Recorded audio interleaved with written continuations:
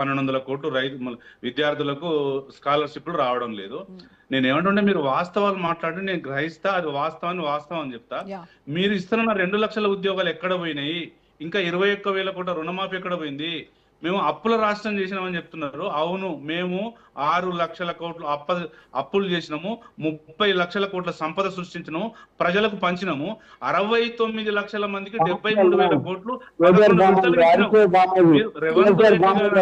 ఈ భారతదేశంలో ముఖ్యమంత్రి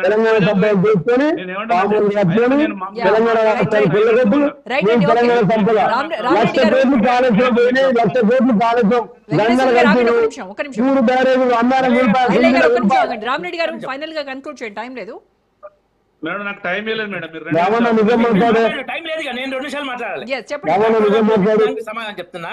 కేంద్ర ప్రభుత్వ ఆదేశాలు ఏంటంటే NDSA రిపోర్ట్ ప్రకారమే వాటిని రిపోర్ట్ చేయాలి సత్వరంగా. అవును, కేంద్ర ప్రభుత్వం ఏం ఆదేశం ఇవ్వాలి అన్నారు డాక్టర్ సాబ్. ఇచ్చింది 100 కోట్ల నిధులు కూడా ఇచ్చింది. 1 రూపాయి ఖర్చు పెట్టలే ఇంతవరకు. 100 కోట్ల నిధులు ఇస్తే 1 రూపాయి ఖర్చు పెట్టలే. 5,000 కోట్లు మొత్తం దేశం మొత్తం 176 ప్రాజెక్టుల పాత అన్ని 50 ఇది ఇది ఒక్కటే 10 ఏళ్ళు కాలే. ఇది కాలే.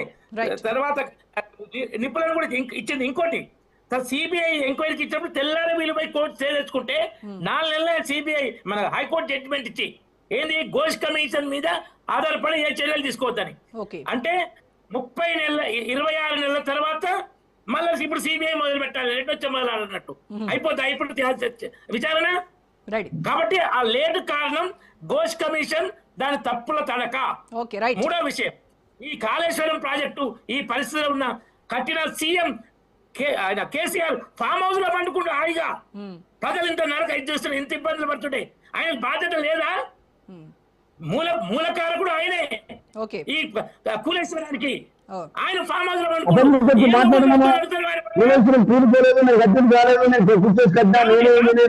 నేను దానికి నేనే దానికి అన్నాడు కదా. మాట్లాడుతున్న హరీష్ రావు కేటీఆర్ అడుగుతున్నటువంటి ప్రశ్నలకు వెంకటేశ్వర గారు కన్క్లూడ్ చేయండి. వెంకటేశ్వర గారు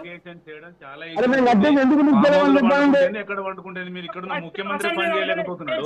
ఫామ్ హౌస్ లో ఉంటేది ఎక్కడ ఉంటుంది? మీరు స్టేట్ ఫార్వర్డ్ గా మాట్లాడారు. మీరు స్టేట్ ఫార్వర్డ్ గా వెంకటేశ్వర గారు అది కరెక్ట్ కాదు కదా. ఫామ్ హౌస్ లో ఉంటే ఏంటి, ఎక్కడ ఉంటే ఏంటి కాదు కదా. ప్రధాన ప్రతిపక్ష నేత, ఫ్లోర్ లీడర్, అసెంబ్లీకి రావాల్సినటువంటి అవసరం ఉంది కదా. వీళ్ళకి జీతపత్యాలు తీసుకొని ఆయన గెలిపించిన ప్రజలు కనీసం అక్కడ గజ్జల రాకుండా ప్రతిపక్ష హోదా నిర్వహించకుండా ఫామ్ హౌస్ పరిమితం ఎందుకండి? మా సూచన కానివ్వండి, మీ పదవి అనుభవం, మీ పదవి ముఖ్యమంత్రి అనుభవం, మా సూచన కానివ్వండి. ఐలయ్య గారు టైం లేదండి. థ్యాంక్ యూ సో మచ్ అండి. వెంకటేశ్వర్లు గారు, రామరెడ్డి గారు, జయరామ్ గారు, థ్యాంక్ యూ అండి. రైట్, ఇది